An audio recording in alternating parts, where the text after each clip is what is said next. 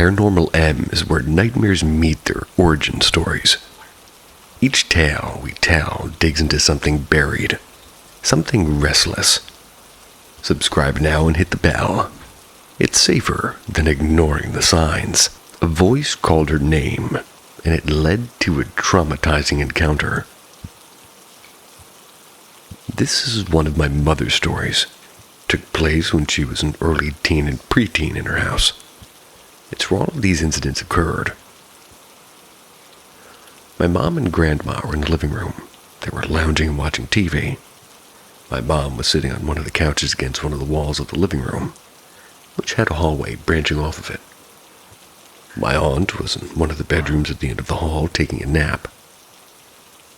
As my mom watched the TV, she got distracted by a voice calling out to her. It was a loud sort of whisper that was calling her name. My mom was freaked out and didn't know what to do at first. She looked at my grandma and asked, "Did you hear that?" My grandma said she didn't hear anything, practically ignored my mom's question. My mom ignored it after that too, telling herself that she must have just been hearing things that weren't really there. Until she heard it again, a long, loud whisper that enunciated each syllable of her name coming from nowhere. She said it sounded like it was a desperate call for help. She looked again over to my grandma, more panicked this time, and asked her again if she had heard anything. My grandma had the same response and told her no. My mom stared down the hallway that branched off the living room and felt some sort of urge to go toward it. She found herself walking down the hallway, directly to the room where my aunt was taking a nap. My mom slowly opened the door and saw a big dark black shadow figure stood in the doorway. Only a few feet, or maybe 2 away from her, but not for too long, and the shadow flew off and disappeared. My mom then looked over to my aunt sleeping in the bed to see if she was seeing any of this. What she saw truly disturbs me. Similar to the shadow that was standing in front of her was a figure that was on top of my aunt. My mom said there is a blackness all around her bed. My aunt just laid in the bed completely frozen, but with eyes sort of just open. And only a few seconds passed until the black figure flew off of my aunt and disappeared. My aunt shot out of the bed screaming and crying, saying that she couldn't move. My mom thinks somehow maybe she could hear her sister calling out to her while she was being attacked by whatever this entity was, but only to her.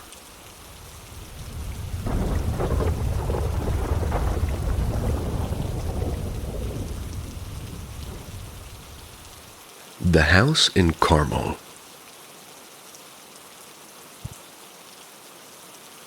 In pursuit of being around more like-minded people at the time, 1965, our mother moved us to Carmel, California.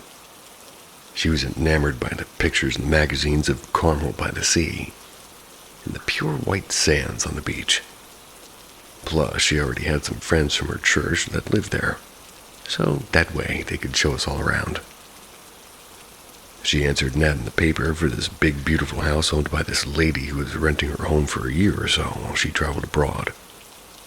When we arrived at her house, the lady told her mother that she just wasn't interested in renting her fully furnished, beautiful home filled with lavish things to somebody with children. But there we were before her.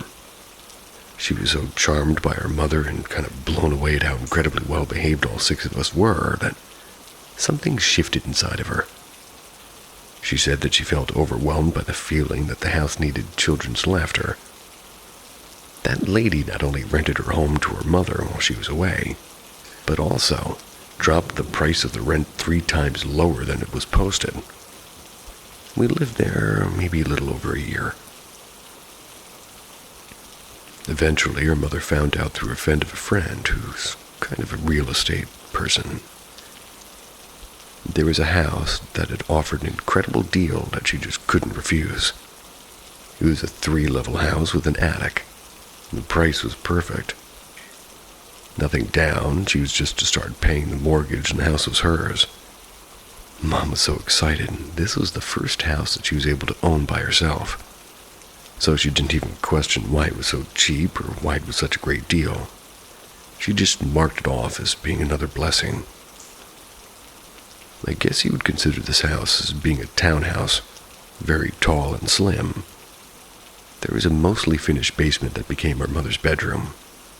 And of course, I slept in her bed as well. Then the kitchen and living room on the next level up, and above that were 2 bedrooms. One for my brother, and the other was for my eldest sister Linda and sister Melanie. The attic was where my other 2 sisters, Charity and Rachel, stayed. And strangely, the staircase and the door to the attic was in my brother's room.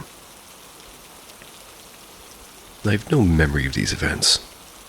So, after separately interviewing 3 of my siblings and what I was told by my mother and eldest sister before they passed, this is what they recalled.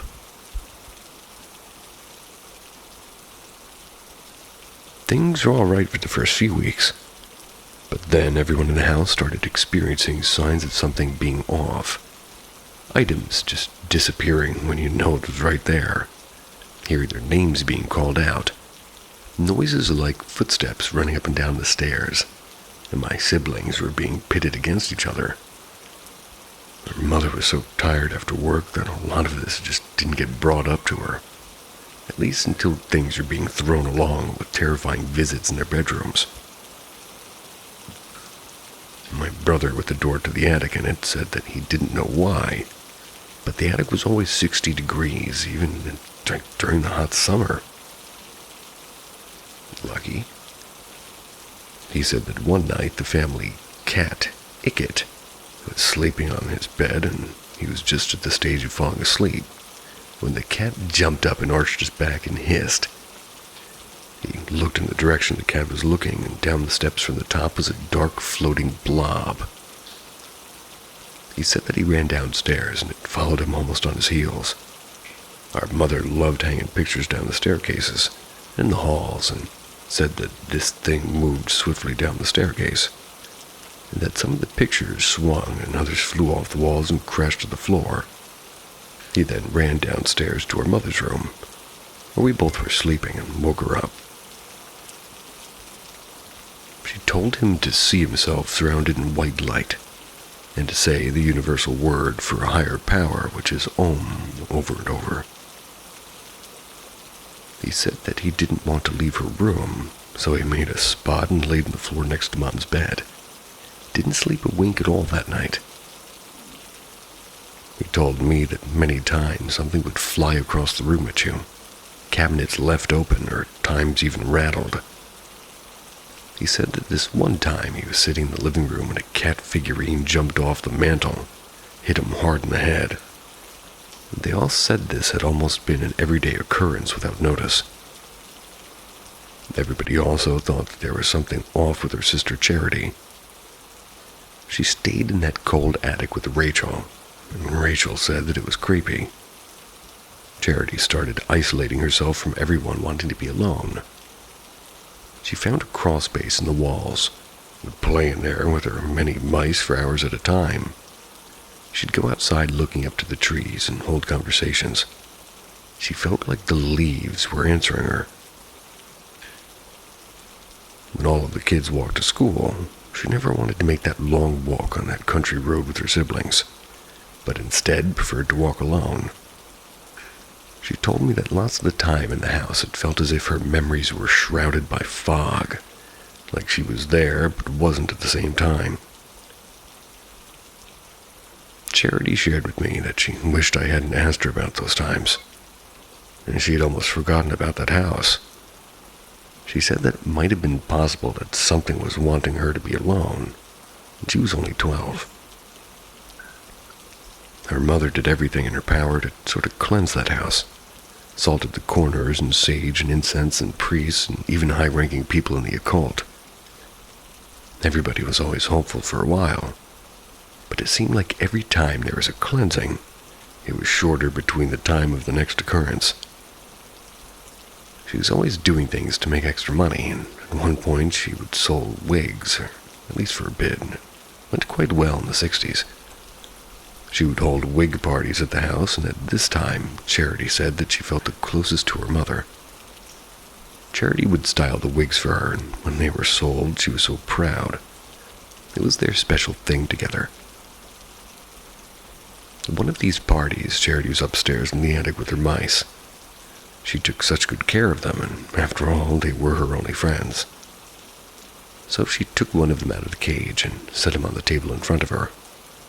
She said that all she did was turn her head and tilt down to pick up something on the floor next to her chair, and not a moment passed, her mouse had disappeared off that table. She said that she didn't even have time to search before she heard screams coming from the living room 2 flights down. She said that Mom was furious at her. She was telling her to come downstairs immediately. After she arrived, she was stunned at what she was looking at. The narrator's dog barked and scared him, and there was a mouse also.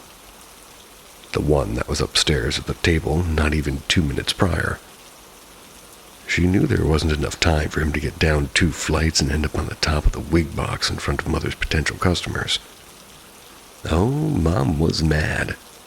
All those ladies left and they're freaking out screaming. And that was a big deal back then. Word of mouth was everything that was kind of a big tarnish, at least on her mother. Mom never disciplined us like other parents.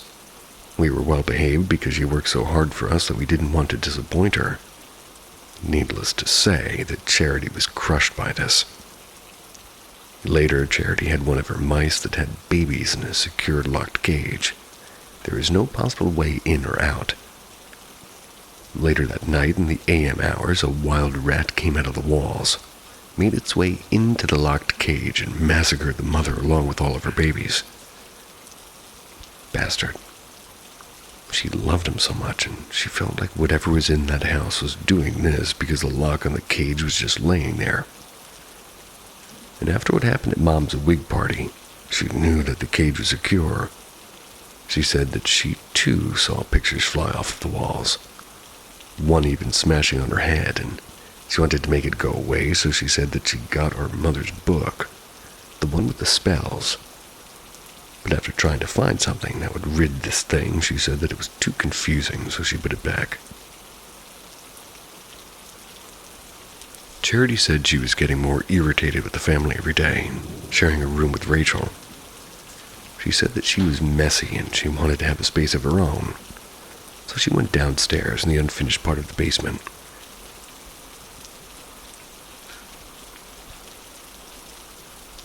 Stop looking at me like that, dog. You're fine. You're fine. Put her bed between the walls and, of course, took her mice. She told me that she didn't last too long there because she saw things that frightened her. She went on to describe the way the shadows and light-colored shadows taunting her. Stop licking me in the mouth. Get over there. Go lay down.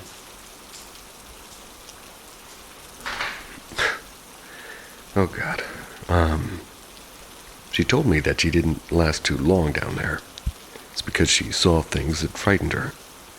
She went on to describe that they were shadows and light-colored shadows taunting her. So she ran upstairs and slept on the couch. All of these events, plus more that Mom experienced on her own, prompted her to find a highly recommended priest to come exorcise the house once and for all. He was there for a while as my family stayed outside. But when he came out, he looked pale and told her mother to move immediately. He said that it's not going to leave and that she should sell the house. I stayed outside with my sister, but when they went into the house to grab her things, they said that it was right out of a scary movie. Things were broken and tossed. Clearly, it was angry. My siblings said that as they were walking down the hall, pictures flew off of the wall at them, and they all ran. We took only our clothes and went to a motel. We soon moved into an apartment and sent the rest of our things. My mother found out that originally the house was donated to a church many years prior. There had been 2 priests being housed there, and they had their offices set up there as well. And after a few missed events, they were checked on only to find their decomposing bodies upstairs in the attic. They had both of their throats slashed, demonic drawings on the wall in the priest's blood, and killings were thought to be cult-related. Mom said that the place was sold 5 times in 2 years before we even got in, and just moved in. I wonder why.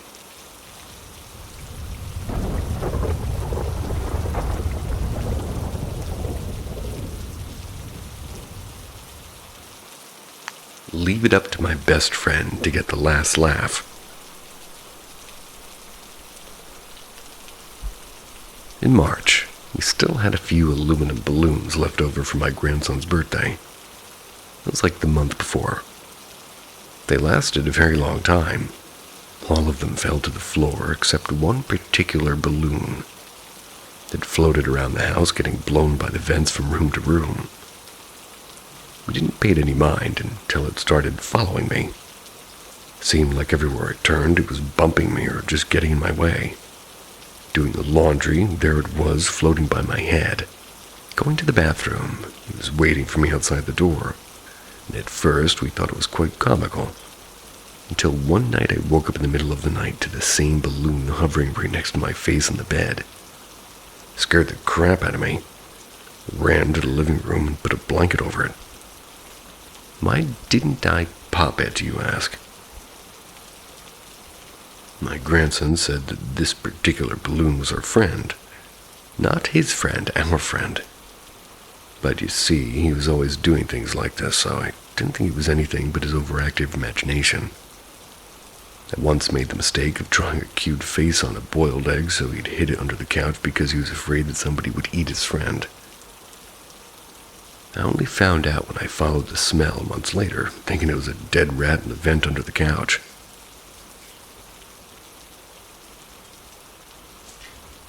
So after a week of this, starting to drive me nuts, there was no air conditioner nor was the heater on, and all the windows were shut.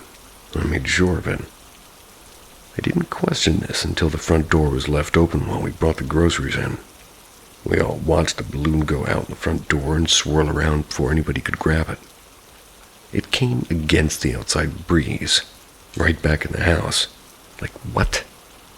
And this went on for a solid week, us kicking and punching it away. We didn't think anything of it. We just swatted it away. One day my son and I are just talking in the kitchen. It came in from the living room where we just saw it laying on the floor moments before. It had to raise up from the floor and kind of float across the room and lowered itself to go into the door frame and stop mid-height between us. He took it and pushed it back in the living room. But not even 4 minutes later, it was back to mid-height between us. And this time he put it all the way in the laundry room, but once again it made its way back, lowering to come through this time 2 door frames. Stayed floating midway between us again. At that point, it was too weird. We both looked at each other and said, nah. So I took it and said, okay, if this is you, Mom, do it again. I put it back in the living room and it stayed there floating. I didn't feel like it was her at that moment. It felt different, almost familiar, but not in a bad way. Went back to talking and there it was again between us.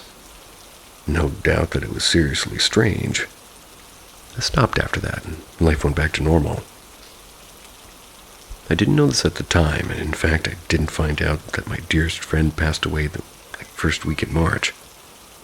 I had moved 2 states like a few years prior, and his daughters didn't have my number to tell me. He knew he was sick for a while, and he always called me to kind of make him laugh. One of the last things he told me was that when he dies, he's going to come harass me just for fun. I told him not to shake the bed or I'll have to burn the house down and move away. He just laughed and told me that it'll be his way of telling me that he loves me. But to believe him that it'll be something good, I'll know that it's him, and when I found out, I called out to my son, and after I told him the sad news, he said that it gave him a bit of peace. Peace knowing that he had come to say goodbye. It all made so much sense. He's always doing things to make me crazy. I just wished that I knew he had passed so I could have told him that I love him too. He already knows. That's why he was the balloon.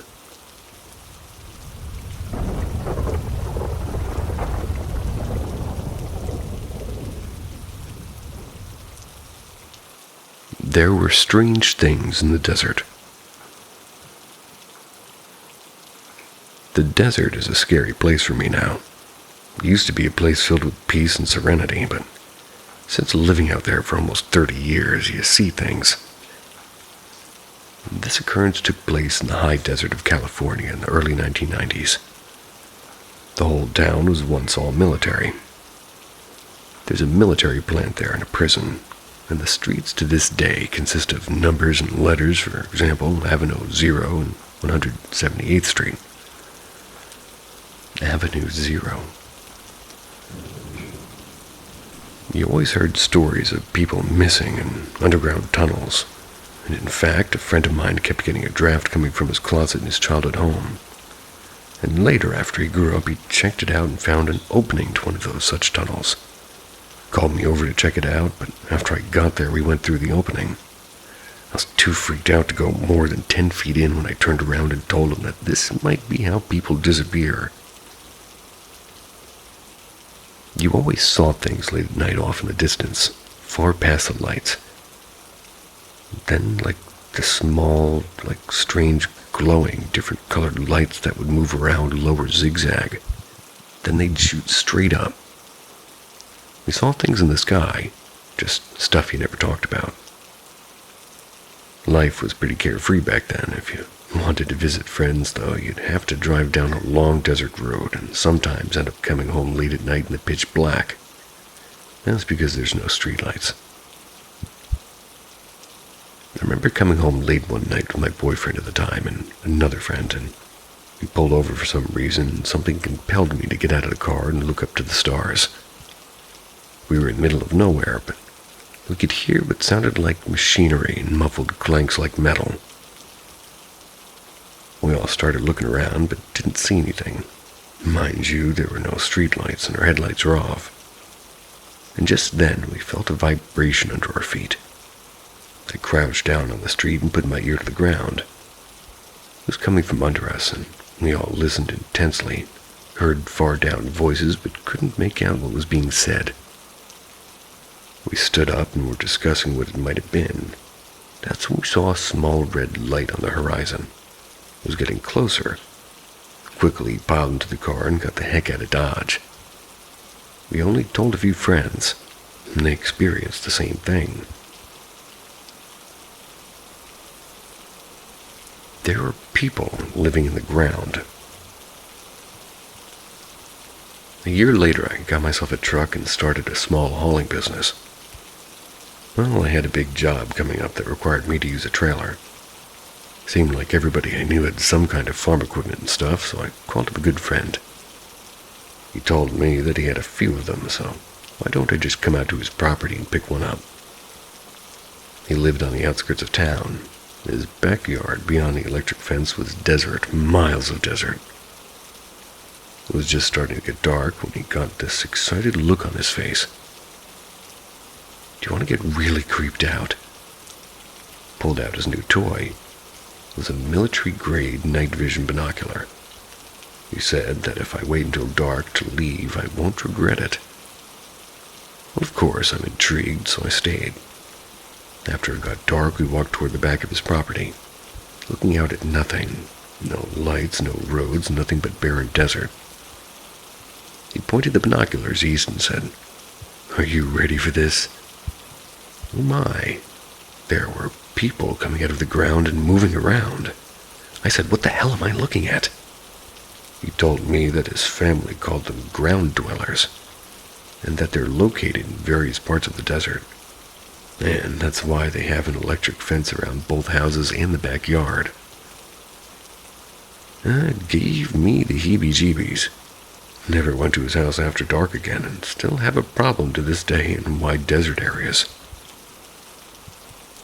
Yeah. That crazy lady wasn't so crazy. At one point in my life, I lived in a mobile home park a little bit past Avenue F. along with my youngest son and his father. There was a massive treehouse in my yard that was left by the former tenant. The only way to get up into it was through a hole cut in the floor with a door in it, and under that was a rope ladder.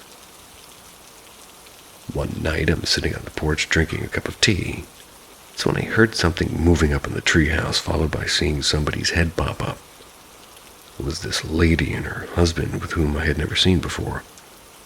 They both seemed to be hiding from someone. Clearly, I thought that they were on drugs, and I told them to come down from there.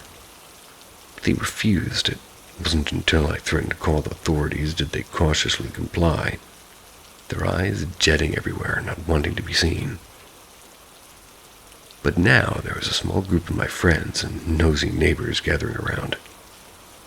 I saw that she was terrified by something, so I asked them to come in. I made them something to eat and waited. After she calmed down, she reached into her bag and pulled out some papers. They looked like legal documents with government letterhead. There were drawings and schematics, and some of them even had embossed seals. I couldn't help but notice that they had water and smoke damage. Some of those papers were even burnt. You could still make out some of the graphics and the words next to them. She told me that they were checking out his new place on Barrel Springs Road. It's where we were, like with 2 or 3 cinder block structures. I knew them well. A few years back, I happened upon the place, and a black truck rushed down to greet me with guns drawn. Said the same thing happened to her. The difference was that she was deep inside one of the structures, so she didn't know how they found out that they were there. She said that she wasn't even thinking. Being such a conspiracy theorist, she took one look at the stuff and knew it must have been important. She grabbed the stuff, ran with her husband. I went over these pages and felt very uneasy reading them, like this was for, well, to put it bluntly, reading it was like seeing the stuff that people get killed over if it got out. And stupidly, I said, why don't you just simply give them back? She said that they had been running for a while, and it seemed like everywhere they stopped, a black car or van with government or no plates showed up with darkened windows and just sat there watching them. Well, I didn't really want to get too involved, especially after reading what I did. I thought it was too big for little me. No, take what I saw to my death, so I packed them lunch and told them that they could sleep in the treehouse for the night. And they did, but they were gone early the next morning before I even woke up. And after that, we started seeing black vans parked on our lonely road facing the houses. And at one point, I even walked up to one of them, but they kind of took off as soon as I knocked on their blacked-out driver's window. Lots of unexplained things happen out there in the desert. Don't really see much of it now. I think because there's more lights and people, well-lit towns and camera phones pointing everywhere. There weren't cell phones to call for help back then.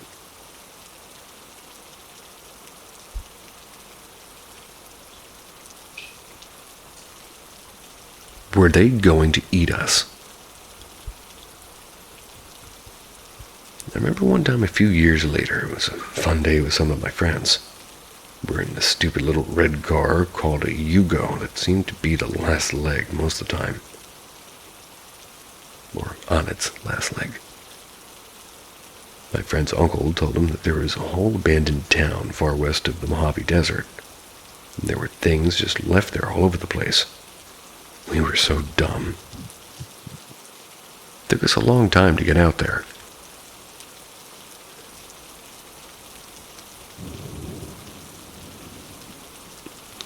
If you ask me, I'll try and find it now. Don't know if I could or if I would ever want to. Besides, I wasn't driving. We were thinking that we were lost a few times until we started seeing things. A carnival ticket booth on a trailer with no wheels, broken tractors and furniture, little shacks here and there and empty water bottles, a lot of empty water bottles everywhere.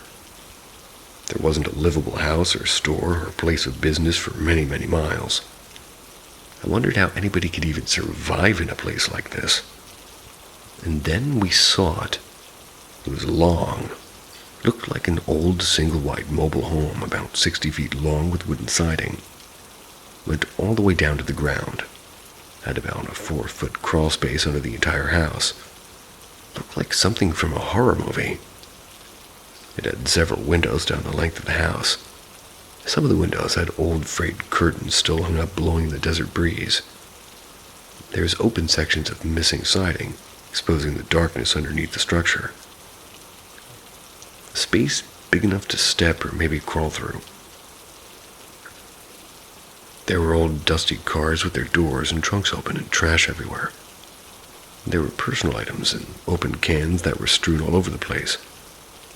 And right in the middle of all of this was a small fire pit, and it was quiet, only the sound of our tires running over empty cans. I patted his girlfriend on the shoulder to make sure that she was seeing the same thing I was. We were both looking at pale beings, or people. I couldn't tell, but they were too pale to be in the middle of the desert.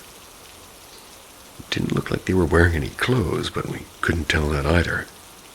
They were all extremely skinny with long limbs, each one being a different height, and all but one had what looked like messy hair in their head, but the bigger one was bald. And another thing was that this is the creepiest part. They didn't move like they were human. They were almost crouching, and their movements were very swift. They were all inside that house watching us from the windows and from the open spaces underneath the house. They were following us as we slowly drove past them from window to window, open space to open space underneath the house. And thinking back on this still gives me chills. My friend, who's the driver, pulled up next to the fire pit. And despite us screaming to go, go, go, go, go, he turned off the car. His girlfriend began to cry out that we should leave now, and it was obvious that he didn't see what we saw. He said, "Stop, babe, this stuff is cool." Oh my gosh, I wanted to punch him in the face. We both kept looking at the people watching us while begging him to get back in the car and drive. He picked up a long bone off the ground, started to push the soot around the fire pit, and he said, "Hey, looks like somebody cooked a dog." And just then he looked up and his girlfriend leaned over to the driver's seat, grabbed his jacket and attempted to pull him back into the car when he finally saw what we were seeing and said, "Oh shit." That thing hiding underneath the house was swaying back and forth with its hands on both sides of the opening. He was staring at us almost with intent to lunge. He tried to start the car, but it failed. You know when you're about to die, how your life's supposed to flash before your eyes? Well, all of that flashing in mine were people dying in the movies because their crappy car didn't start. I felt for sure they were going to eat us. I began to beat on the back of the seat, screaming, "Please, God, start, start, start." Well, I heard her say, "Oh my God," over and over and over. After 3 tries, it started, and we tore out of there, leaving a cloud of dust. Pulled over far from that location and tried to compose ourselves. She was a wreck for days. I don't know how people venture off by themselves, but as for me, never, never again. Especially in a crappy car. We didn't talk about really what we saw after that. I think we were in disbelief it even happened. And yes, this was sort of a kick in the butt, so pretty soon after that he got a good running car.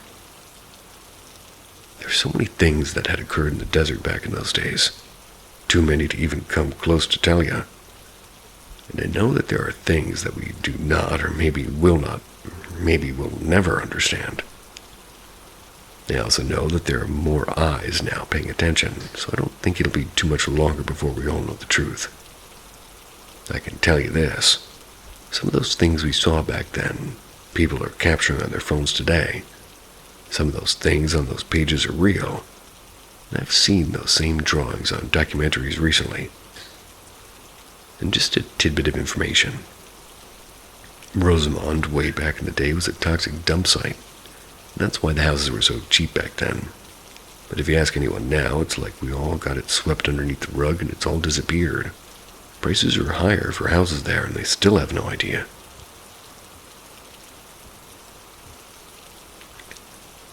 Finally got some answers. I was curious as to the things we found and saw out there. And friends we knew that worked on the base only had limited clearance, so they could only tell me things I already suspected to be true. Even if they did have more clearance, they wouldn't be able to share anything due to them losing their job. I feel you. One strange thing did happen. It gave me some clarity. There was a petrol right off the base. The petrol, for those of you that don't know, is a gas station. Not a regular station where you could buy things. It was just gas. It wasn't open to the public in the day. Only military personnel. I actually thought it was closed, but I found out that it was just unmanned. I just had a new landline installed in my apartment, so I kept getting calls from people with the wrong number. I guess the number belonged to that old military petrol. And on this day, I was glad to get this wrong number. It was an old high-ranking vet who worked on the base years and years prior. After he found out it was the wrong number, I asked him if he was still serving, to which he replied, "No, ma'am." I asked him if he could answer some questions I had about things that he had seen, or rather that I had seen out in that desert. He told me that he absolutely could not. I told him that my friends think I'm crazy and that I was questioning myself too. I asked him if he could just confirm a few things I saw.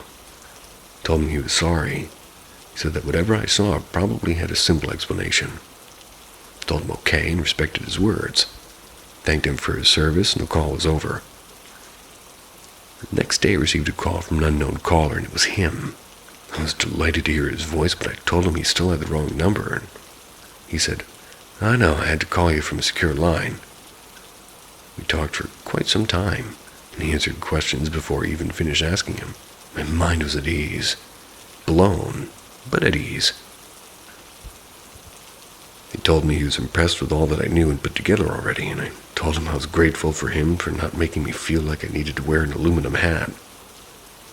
I asked him if he was going to get in trouble for telling me these things and asked him why he changed his mind. He said that there was something about me that he heard in my voice. Told me that he was old and dying from something he contracted while in service. He didn't feel like I was a threat, just curious. He just wanted somebody to know. He didn't give me his name because of his family, and I understood. Never heard from him again. Some of those things in the desert have nothing to do with the military, but others absolutely 100% did.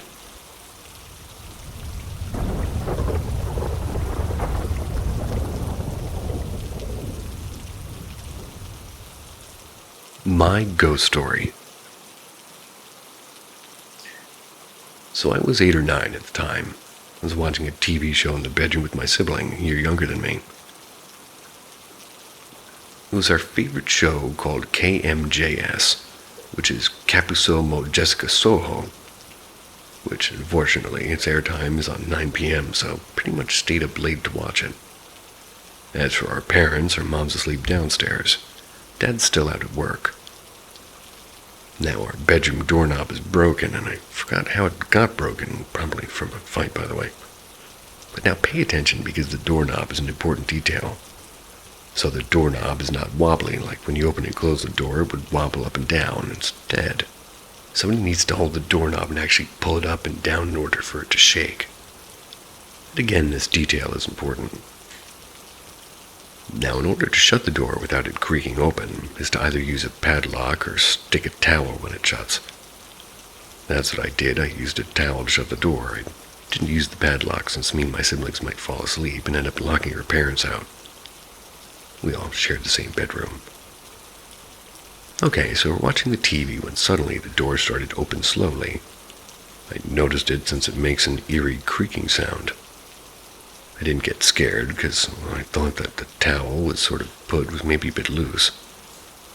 I stood up and closed the door with the towel, went back to bed and continued watching the TV.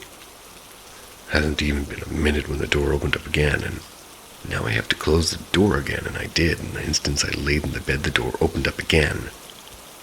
Getting a bit annoyed, so I just ordered my sibling to do it instead. Watched him close it, and this time it would hopefully stay better that way. Then a moment later, it opened up again. I had enough and just used the padlock so the door would stay shut. But the moment I sat down, the door had started to shake violently. And I know, and my sibling knows, that someone or something is trying to get in from the other side of the door.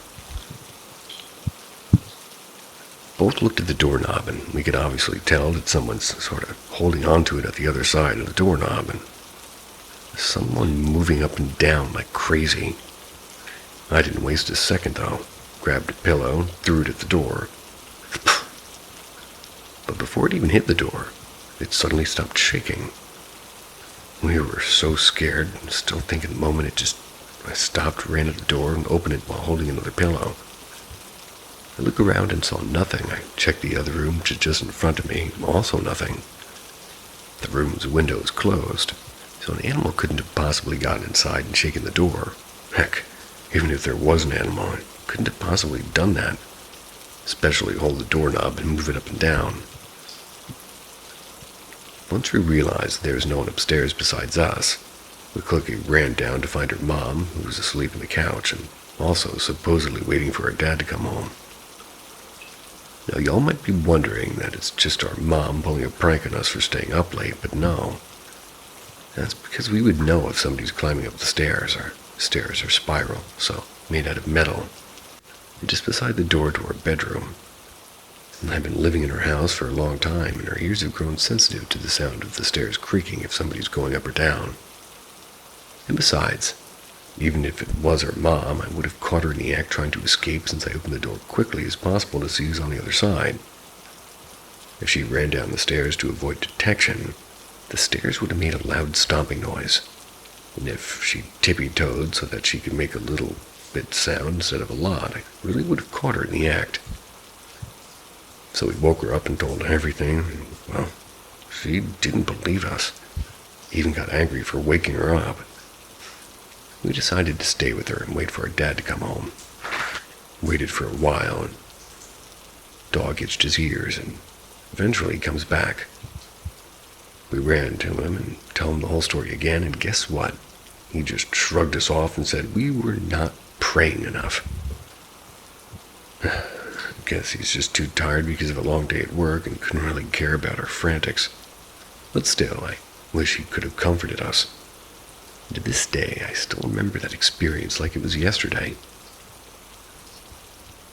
Praying mantis.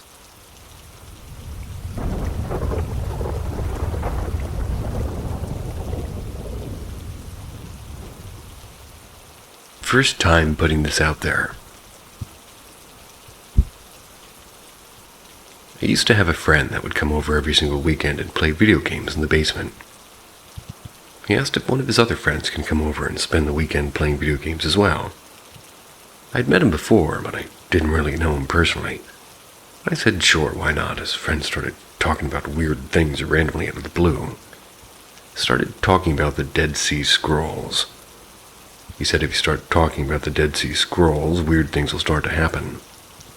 I asked him not to, and then he started talking about one particular one by the name of Belial in the Dead Sea Scrolls, particularly in the War of the Sons of Light against the Sons of Darkness. Belial is depicted as the leader of the Sons of Darkness, and the antithesis to God. He's described as an angel of hostility and a source of wickedness and guilt.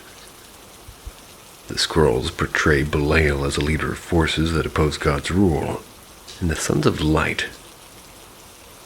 Nothing started happening right away, but I started getting weird feelings in the basement, like constantly being watched or something didn't want me in that basement. And P.S. I slept in the basement. It was my room any time that I would go into the laundry room. It felt like there was a negative presence in there wanting to do harm to me. Felt like it hung out near the far end of the laundry room. Anytime I would go in there, I would try not to look into that direction. I was so scared of that laundry room. I'd just keep the door closed at all times. And even with the door closed, I'd feel like there was a negative energy coming from that room every time I would leave the basement. I'd make sure that I did close that door.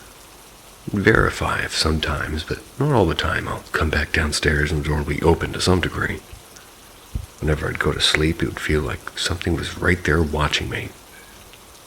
I'd do the typical thing that young kids do and throw the blankets over my head feeling something, like I'd be so scared I'd be stiff as a board. I wouldn't move at all, thinking that if it thinks that I want to sleep, maybe it'll leave me alone. This is when my sleep paralysis started. There were times I'd wake up and feel my bed shaking, and other nights I'd wake up falling onto my bed with such force that it'd wake me up. It was as if I was levitating or something, falling back down into the bed one morning. I had an episode of sleep paralysis, and I felt something breathing in my ear and heard, "Come with me as soon as I can move, you bet." I was out of that basement. I was out of there as fast as I could, and I used to feel people sitting on the edge of my bed, and I could feel the mattress compress. There was also one night that I got up to use the washroom, hit my toe in the door frame because I couldn't see anything. It was pitch black. All the lights were off. Every single light was on, including the floor lamp and my desk lamp, not to mention the door to the laundry room was open and the lights were on all around the time, and I started getting very violent with people and frustrated with people that did not believe anything. Now, all of that part you just read, I know to be true, and it actually happened, despite it being an entire run-on sentence. We forgive you. This part, I don't know if it's true, or if it's memories of dreams that I've had to remember with all of my force trying to hold that door closed on the laundry room. Feeling like there was something was strong on the other side, trying to push it open, I would hear voices that I could recognize and not recognize calling out to me and telling me come downstairs, and some reason I would go downstairs as soon as I let my guard down. Something like a black shadow would come rushing at me. It would come rushing at me from the laundry room, and I'd fly up those basement stairs as quickly as I could, and this part is true. I'd be playing video games in the basement by myself, and I'd hear the door creak open. I would leave the basement, feel like there was something behind me, just millimeters or something behind me. Moved out of the basement and back upstairs into the bedroom and having negative feelings about the basement. Will also having dreams about the basement. Told one of my mom's friend that was practiced witchcraft and was told that they would take care of it if they proceeded to smudge the house with sage. After the process was finished, I no longer felt scared of the basement. And no longer felt any kind of negative present in the basement. Moved back into the basement and never had a negative experience in that house again. I don't know if this had anything to do with this, but after the process was done, I stopped having negative feeling. After that, I started having dreams that would take place in the medieval times. It would be the same dream every time. For some reason, during a big battle, I was loaded up onto a catapult and fired into the air. Wake up just before I hit the ground. That's kind of cool. The reason I decided to post this today is because I recently started having dreams about my dreams of that basement repeating itself, but I don't remember myself dreaming about them, and I wake up and it's the first thing on my mind. The nights that it happens, I'm usually tossing and turning violently. Alrighty then.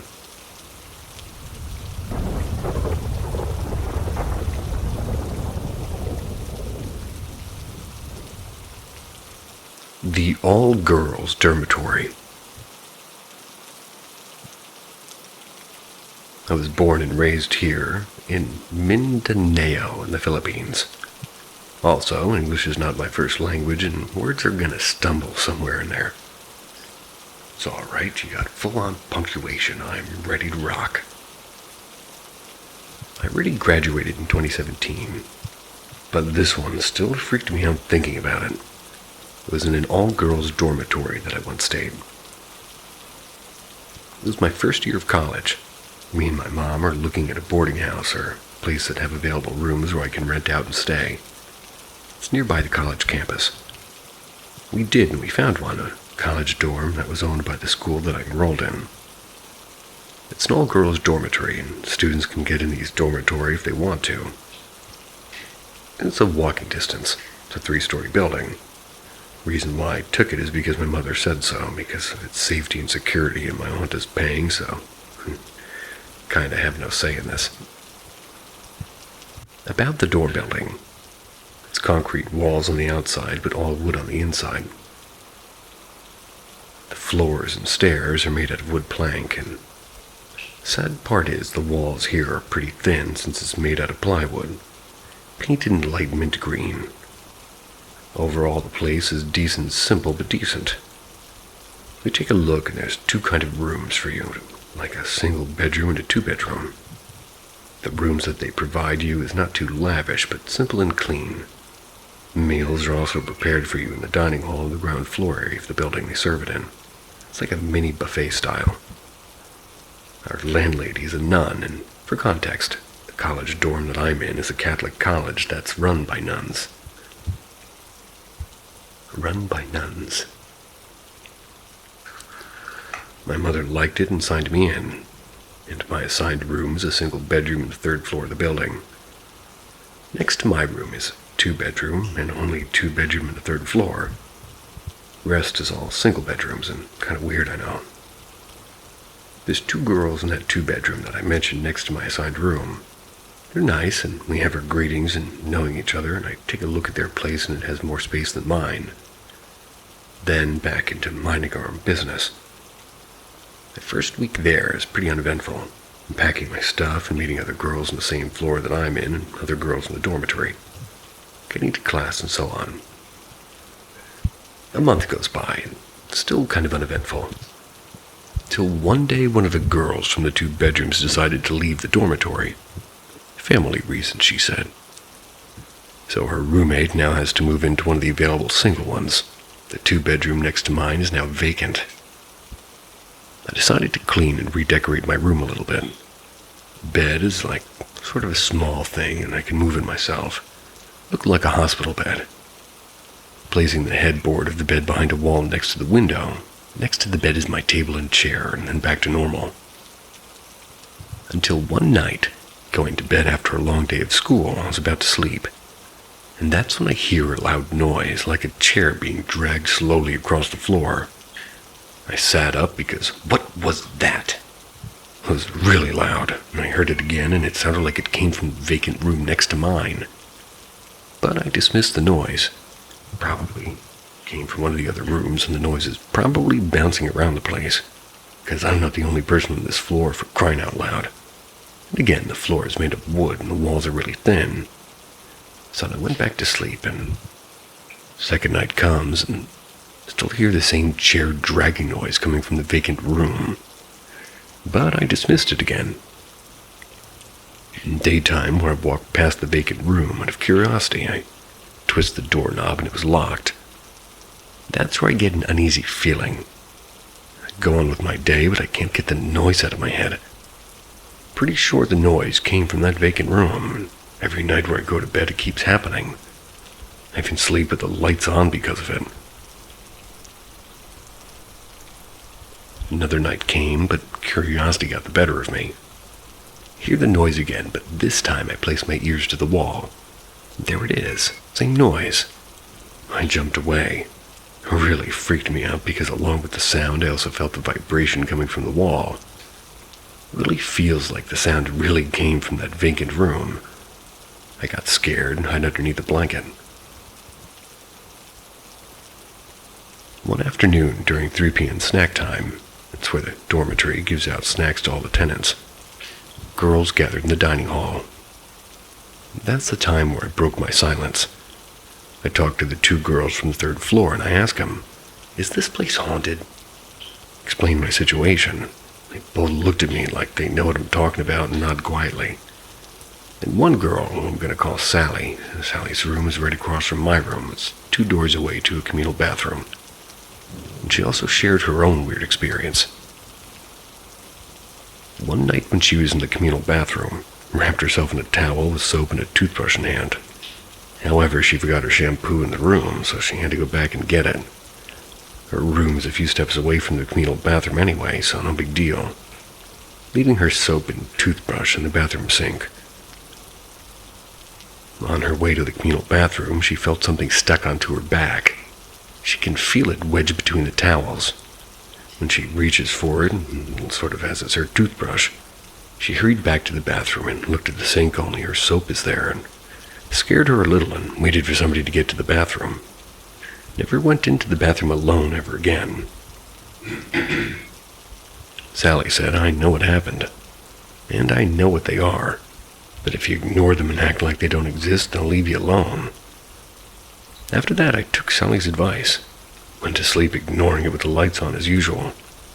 I can still hear it, but eventually stops after 2 days. Never bothered me again. And he probably got tired, but word got out and other girls know about my experience, and turns out I'm not the only one. Other girls got their own haunted experience as well. Funny part is during my second year, I moved to the 2-bedroom because a girl I made friends with tested our bravery in that room.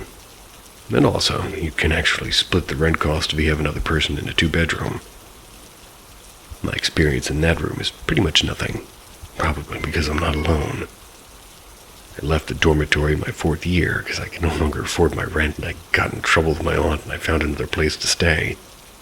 I eventually graduated, and that experience I will never forget.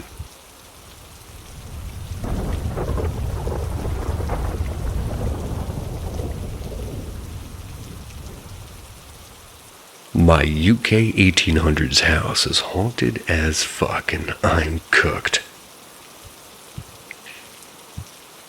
I'm really not the person to care about ghost shit, first off. And yeah, it's interesting, but I don't like to see all this freaky shit, but now it's happening to me. Probably 15 years ago, I was about 1 year old. My dad experienced a really strange experience. My mom was away on business, and it was nighttime. He woke up to a literal old man in the corner of the room, sat in the chair. And goosebumps writing this. My dad scream-grabbed me, and my sister went downstairs only to go back up and see no one was there. And fast forward a couple of months. I don't know. My dad was now away for work, and my mom was only home with me and my sister. It's nighttime, we're all asleep, and my mom wakes up the old man leaning over her. Or wakes up to the old man leaning over her. And her reaction was a lot worse than my dad's. She was in literal fear and screaming, begging the old man just back into the corner, and she sprinted to grab us and ran out of the house to call my dad. He answers and basically tells her she didn't want to mention this to her. My dad, he answers and basically tells her she didn't want to mention this to her, as she would have freaked the fuck out. We didn't go back home that night, I believe. I feel like around last year at Christmas is when it kind of started happening again. Things like the Christmas balls falling off the tree, and the tree also falling over multiple times. Even had the loft hatch fly open leading to the attic. And nothing happens for a while until recently there's been freaky shit going on in the house, and keep in mind I'm 16. Everything that happened at the start, I was literally a year old and I don't remember shit. Recently, a picture of my mom and stepdad had been placed upside down. Then it was 6 album covers my sister had on a shelf in her room. They were also upside down. And the final thing that's happened from the day I'm writing this is a love poem that's in a room in my house has been found upside down. The freakiest thing about all of this is everything upside down involves love and heartbreak. So if there's any sort of experts out there, people in general, tell me if this should be a concern or not at this point. Please let me know. It reminds me of those rings that some Irish women I know wear.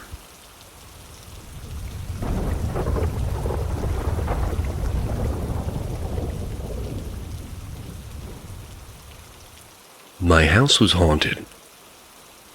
Here's my story.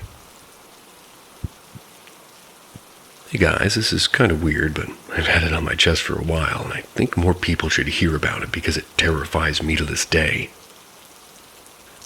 So my old house had a kitchen and back room that always felt really creepy to me as a kid. I'd feel a bad, shadowy figure following me around. I'd feel like I was being watched as soon as I stepped into the kitchen, felt my fight or flight become activated.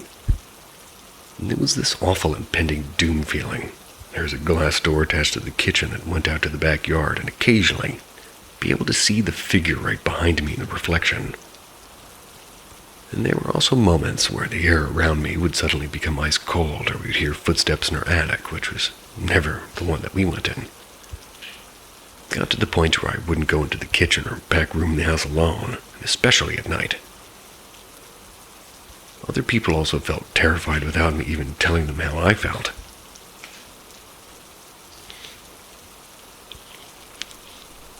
Excuse me.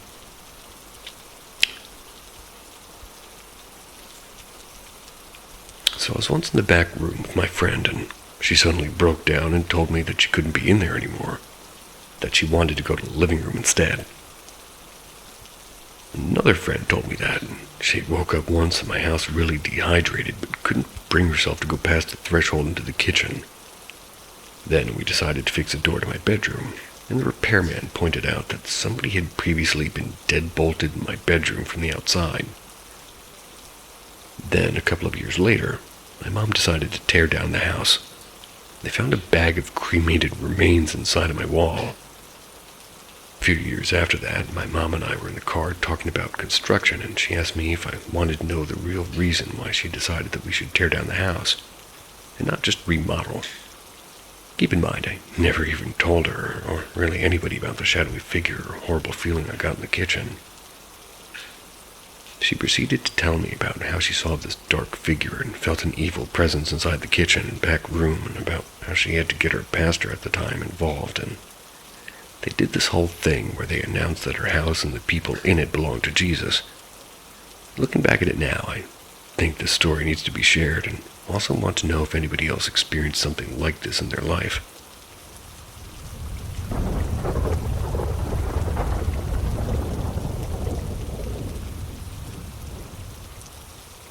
Not her mom. I was around 13. I was hanging out at my best friend's house. We were home alone, completely absorbed in a PS2 game. So when we suddenly heard her mom's voice call out from the front door, "Girls, come help me with the groceries," we both let out a groan. We paused the game, looked at each other, and then sort of shared a sense of annoyance. We yelled back, "Okay, hold on." Made our way to the front door.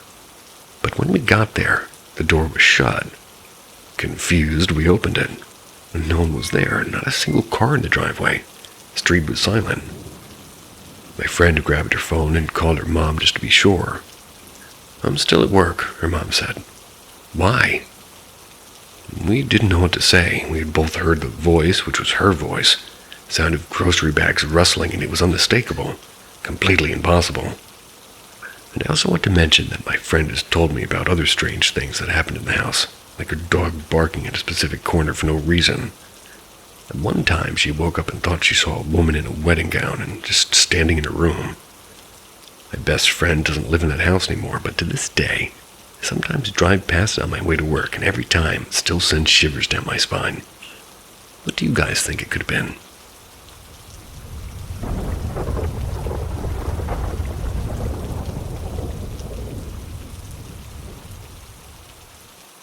Humming man in a suit and a staring lady.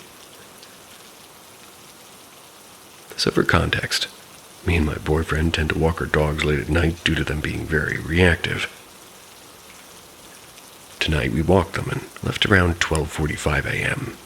And our route goes through a graveyard, and we walk around and then to a park. And during walking in the graveyard, I tend to talk to graves, but today I decided to read their names and simply say, "Hope you're resting well," which is a common thing, but haven't taken the time to read them before. Nothing happened in the graveyard, so has no correlation, but I feel the need to mention it. It was around 20 minutes later when we were walking down this long dead-end road, only lit by street lamps. We had a very creepy encounter with a man in a suit humming. It's 1:15 a.m. on a Thursday. We live in a small town, and this is sort of unusual to say the least. Now one of our dogs is reactive, but only to other dogs due to trauma of being attacked, but this time around she reacted to this man, started whining and getting stiff, pulling and trying to bark at him, which she normally only ever does to other dogs. At first we thought she'd just seen a fox, but even then her reacting like that due to a fox being very strange. We carried on, but it's what happened next that made me question how these two encounters may have been a sort of correlation. While walking past this humming suit man, I see what seems to be a woman in baggy clothes, walking in the distance toward us. 2 minutes later, we get in the park, which is fully gated and around a 6-foot barred fence, which is where we let the dogs to go run, and this quote-unquote woman is walking directly past us, very close to this bar fence, just staring at us. I never saw her features, but could very obviously tell that... I never saw her features, but could very obviously tell.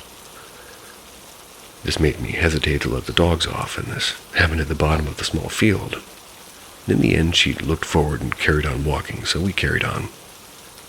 Me and my boyfriend started our way up the field toward the entrance, and I was just talking to him about a dream I had when I was younger, and I looked at him and noticed the same woman in the corner of my eye, standing in the pavement outside of the park. Basically, nose against the bars, staring at us, not moving. I said quite obviously, "She's staring at us."